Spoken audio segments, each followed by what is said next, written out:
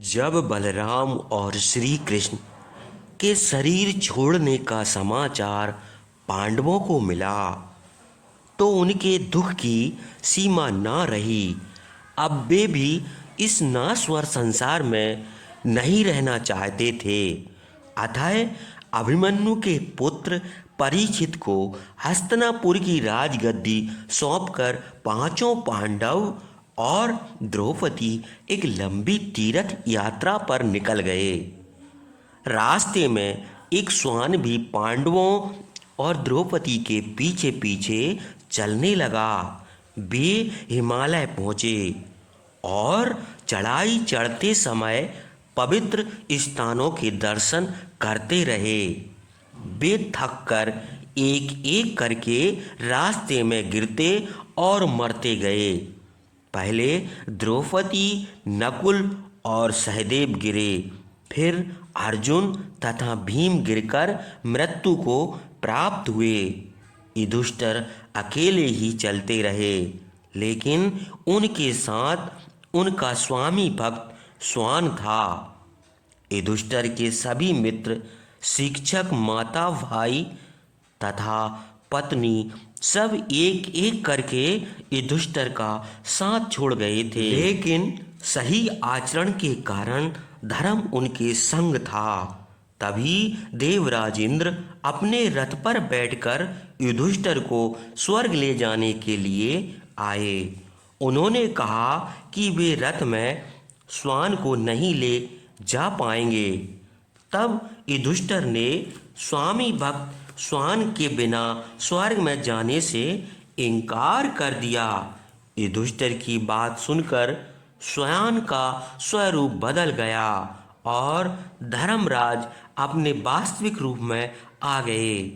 वे युधिष्ठिर की सच्चाई, न्यायप्रियता एवं धर्म के प्रति अड़िग विश्वास से बहुत प्रसन्न हुए और उन्हें वरदान देकर अंतर्ध्यान हो गए। उसके बाद युधिष्ठिर इंद्र के रथ में बैठकर स्वर्ग पहुँचे। वहाँ उन्होंने अपने चारों तरफ देखा।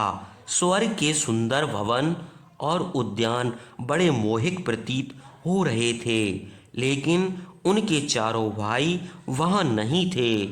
वहाँ दुर्योधन अनेक देवदूतों के साथ अत्यंत वैभव से बैठा था।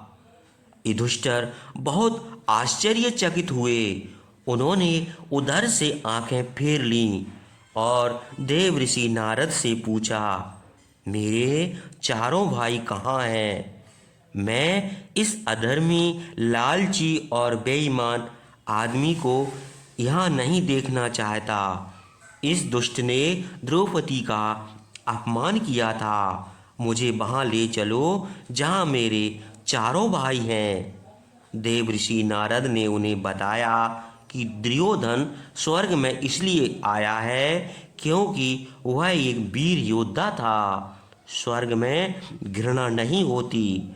युधिष्ठिर ने कहा कि यदि यह स्वर्ग है तो उन्हें इससे बड़े स्वर्ग में जाना चाहिए, जहाँ उनके चारों भाई तथा द्रौपदी के साथ विदुर, भीष्म, शिखंडी और कर्ण आदि हों। देवताओं ने युधिष्ठिर की बात का सम्मान किया और उन्हें देवदूत के साथ उनके भाइयों के पास भेज दिया।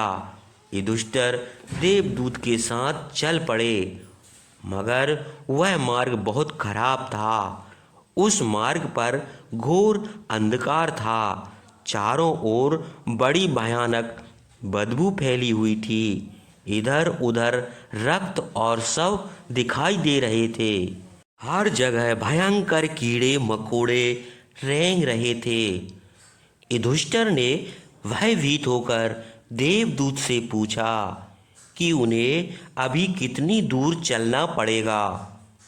देवदूत ने उत्तर देने के बजाय उनसे पूछा कि क्या वे वापस स्वर्ग में जाना चाहते हैं, परंतु युधिष्ठिर ने इनकार कर दिया।